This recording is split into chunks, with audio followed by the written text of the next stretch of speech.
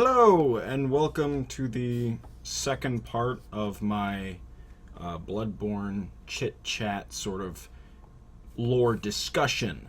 Last time we went over the caskets, and real quick, I just want to make one quick little addendum to last week's video. Saith Venomdrome, I believe is how you pronounce that name, left a comment in my section saying that you can actually find the executioners in another place in the Forbidden Woods, which I had forgotten about until he mentioned that. So good catch. Thank you, Saith Venomdrome. I really haven't put thought into that particular placement, but good catch, and thank you for including me. Today we're gonna go over the Hunter's Mark because of a message that was sent to me by someone named Kieran, who said, "Hey Redgrave, great job on the caskets video. Certainly put a darker spin on the dozens of caskets that I didn't even bat an eyelash at when playing. I have a request of you, and it would be great if you would at all be able to help me out. So long story short, I want to get a tattoo." Maybe not the best idea, but whatever. The tattoo I want to get is of the Hunter's Mark, along with the quote, "Fear the old blood," much like the Hunter's Mark on the back of the Bloodborne guide. The reason I wanted to go for this is purely because of Eileen the Crow. She's probably one of my most loved characters in the Souls games. I was really moved when I saw her bloodied and beaten by the Canehurst Crow Hunter in the cathedral. I felt the need to carry on the hunting of hunters in her stead. Then she gave me the Hunter of Hunters rune. I was really torn up when she said that her eyes grew heavy and that she was tired, promising that she would be fine and to just wait. It's the first time in a while that I got this attached to a character to the point of actually getting emotional. That being said, I don't know much about the Hunter's Mark. The full meaning of it, the history, I can't seem to find anything definite about it. The only thing I know about it is that the hunters hunt the beasts during the hunt, and the hunters of hunters hunt hunters before they turn into horrific beasts. Before I commit myself to this Hunter's Mark tattoo, I want to make sure that I fully understand what it is that the mark stands for. If I'm going to carry this mark for the rest of my life, I want to make sure that I'm not completely ignorant of its meaning. Would you be able to explain to me its meaning or put me on the right direction towards finding the info I need? Thanks a lot for your work. It's much appreciated, Kieran. Well, Kieran, whether you get the tattoo or not, it's totally up to you. Personally, I think video game tattoos are kind of lame because you never know, 20 years from now you might not be into that video game anymore, but whatever, that's totally your decision. So if you've been watching my previous videos, you probably know that I know absolutely next to nothing about video editing, but I'm going to be trying something new with this video because we're going to be talking about the Hunter's Mark, and I think it would probably be beneficial to show it, in a few places. So I don't know, maybe I'm just going to go like ba-bam, and like I'll edit like some kind of picture in here, and we can talk about that picture here, like here or here or here, something. I don't know. I'll figure that out when I'm editing. But yeah, we're going to talk about the Hunter's Mark today. So for starters, the Hunter's Mark, the description of it is, I believe, is a dangling upside down rune etched into the mind of a hunter. Now, what is the Hunter's Mark? Well, those two words, a dangling upside down, three words, dangling upside down, rune. And oh, actually, you know what, real quick, before we get started talking about it, I am aware, and if you're not aware, the Hunter's Mark is very heavily based off of the brand of sacrifice from the manga Berserk. A lot of Miyazaki's work is very heavily influenced by Berserk, and by his own admission, way back into like Demon Souls even, he was stating it as one of his biggest influences. So we're gonna ignore Berserk for this because while he was clearly influenced by it, I think he really did make it his own, and so I don't think it's fair to say, well, it's just the stuff from Berserk. It's clearly it's got its own meaning behind it. Back to what I was talking about. A dangling upside down rune etched into the mind of a hunter. Now, dangling and upside down, along with the way that the rune is shaped, really leads me to believe that it's very influenced and based off of the Hanged Man Tarot card. The Hanged Man Tarot card, which, I don't know, maybe I have it right here or something, I don't know, is I believe the 11th card of the Major Arcana, but I could totally be wrong about that. I'm not an expert on tarot, but I know a little bit. Tarot reading was started around 15th century Italy. The Hanged Man card in particular, historically speaking, represents a pittura infamante, which was a genre of painting designed to sort of shame and humiliate someone who maybe got away with a crime, say a corrupt politician, that sort of thing. You would depict them in effigy. The meaning of the tarot card in association with the Fool's Journey, which, if you're unfamiliar with how tarot works, is the major arcana, at least, depict the path that every person takes in their life, starting at the beginning and ending at their death.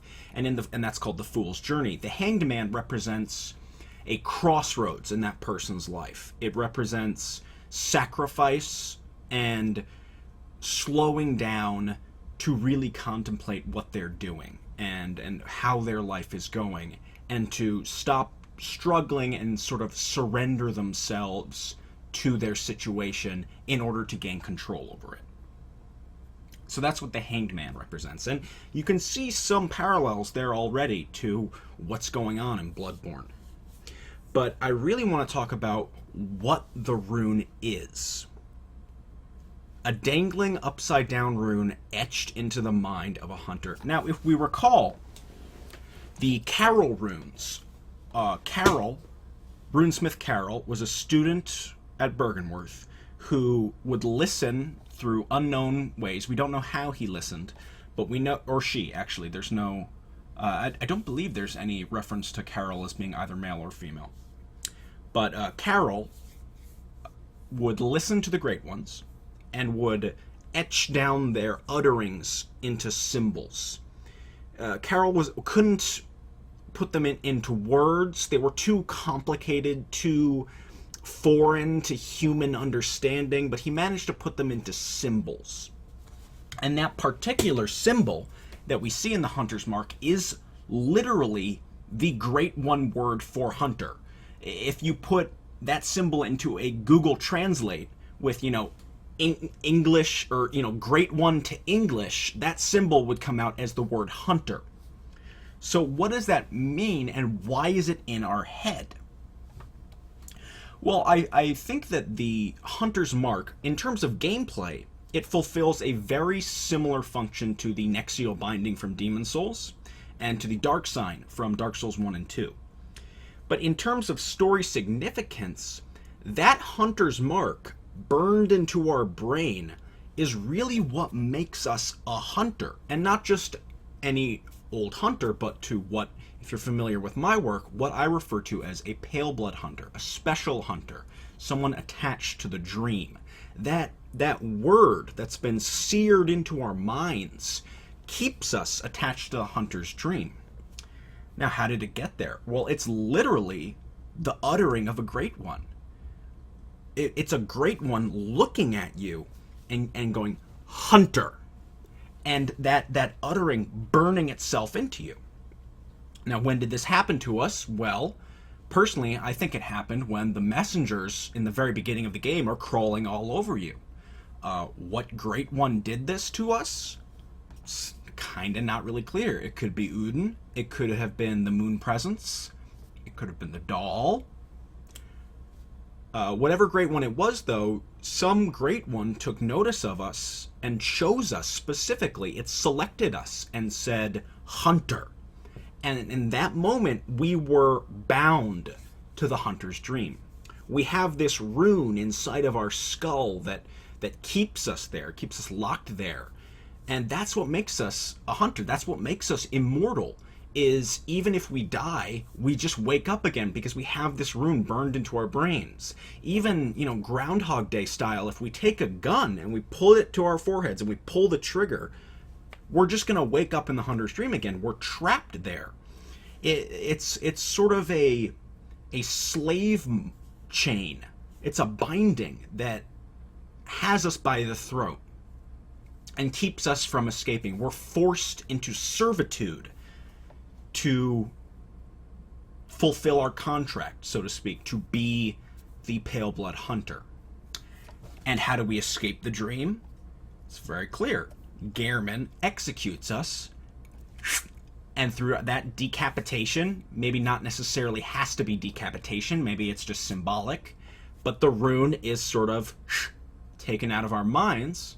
We wake up, the rune is no longer there, we've been freed, and we can go on with our day-to-day lives, so to speak.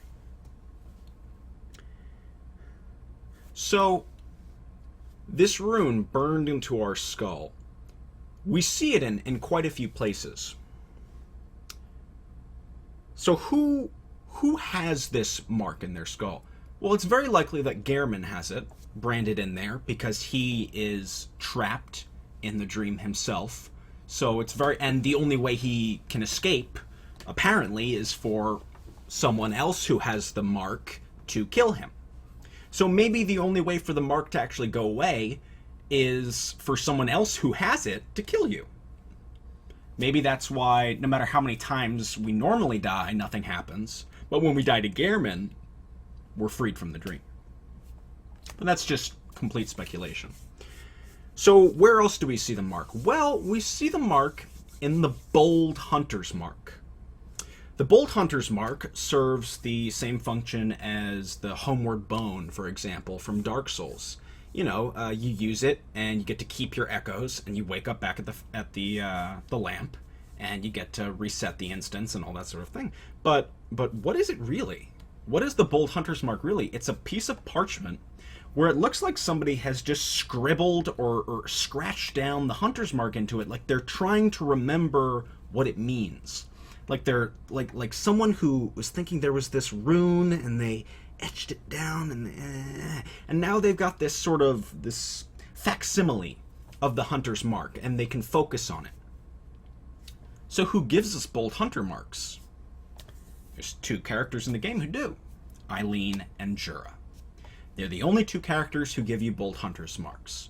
You can find some on corpses, and I'm not sure if that's just for gameplay reasons or if there's some significance there. You can find one right before Logarius, and I do believe that's probably a gameplay mechanic. It's just like, we should probably give these guys a way out when they fight Logarius.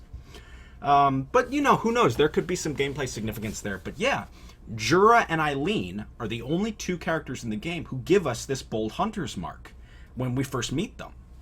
Jura, if you meet him in friendly terms, he'll give you some. And Eileen, if you meet her for the first time, she'll give you some.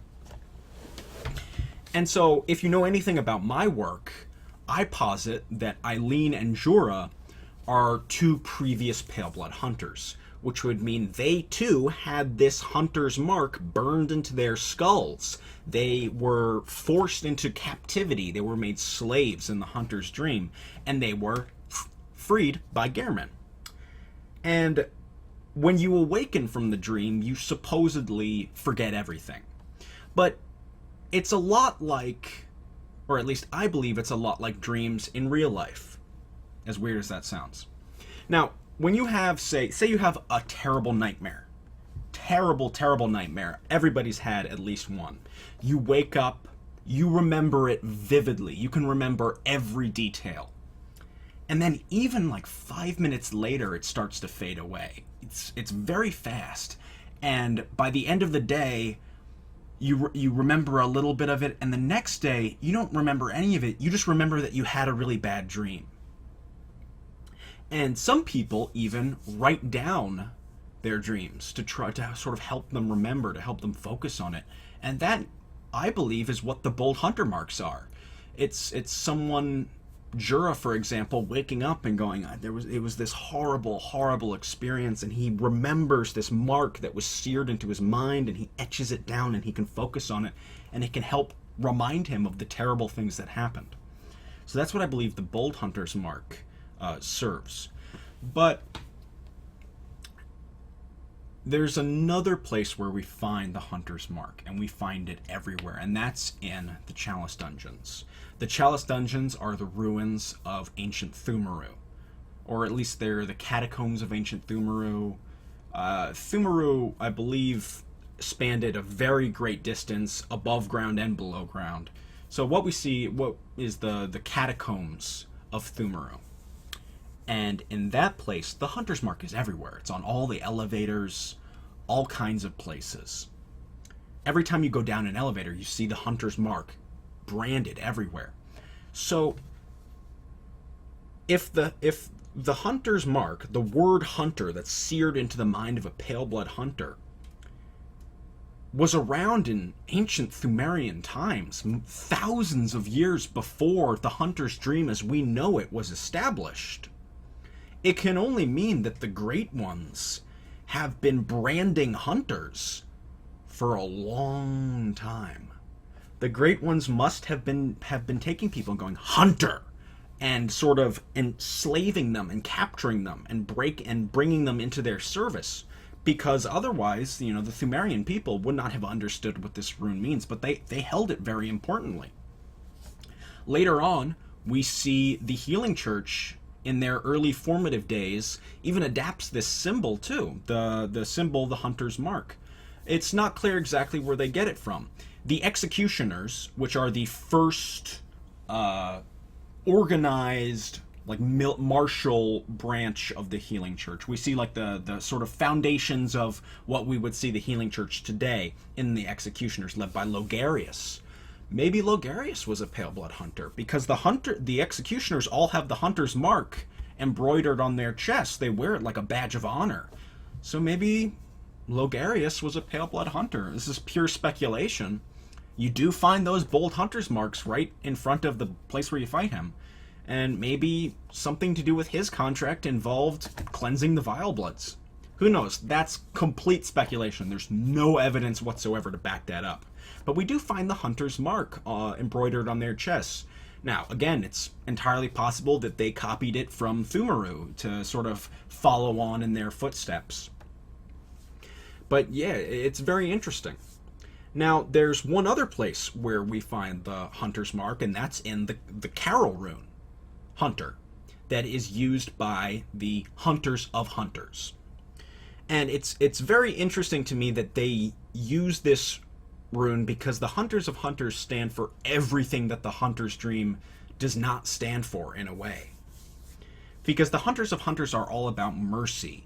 Their weapon, which I believe was likely, if you've read my work, you know that I believe the weapon, the Blades of Mercy, was very likely Gehrman's sidearm. It's made of siderite, which is a material that fell from the heavens. The only mentions of siderite, the only other mentions of siderite, is in Gehrman's burial blade. He crafted the very first trick weapons out of siderite. And so I think, personally, I think that just like how the player can have two weapons, personally I use the burial blade and the stake driver, Gehrman had two weapons. He had the burial blade and the Blades of Mercy. Those were his two weapons. And mercy and setting people free is this huge theme behind Gehrman. It's this really deep, sort of overall arching theme to his character, is the idea of mercy and sacrificing oneself, and even being a sort of a martyr. He sacrifices his own well-being so that other people don't have to go through what he is going through. And the Hunters of Hunters sort of carry that on, so it's very interesting to me that they use the Hunter's mark as their symbol. And if we remember what the Hunter's mark comes from, historically speaking, well, at least it appears to be a depiction of the Hanged Man Tarot card. And like I said earlier, the Hanged Man Tarot card represents sacrifice. And it's complicated. It's probably the most complicated tarot card. It explains surrendering oneself, just like the person who's dangling upside down has surrendered themselves to the ultimate martyrhood. It represents sacrificing oneself for clarity, for understanding of one's role in life, and for really understanding what it's all about. Because you're at a crossroads, and you can either fight and struggle and force your way into understanding and get this sort of bashed together understanding of the world, or you can surrender yourself to it, stop, slow down and sort of let it overtake you and become part of it. And that's what the Hunter's Mark represents. It represents our slavery to the Great Ones. It represents our chains, literal and metaphorical, binding us to the Hunter's dream. And it represents breaking other people from that slavery, taking it back and freeing other people from that bondage. In the case of both Gehrman and the Hunters of Hunters, they're using that symbol they're taking it back. They're taking the Hunter name back from the Great Ones. And that is what I believe the Hunter Mark represents. Wow. Whew. Jeez. I got a little emotional right there.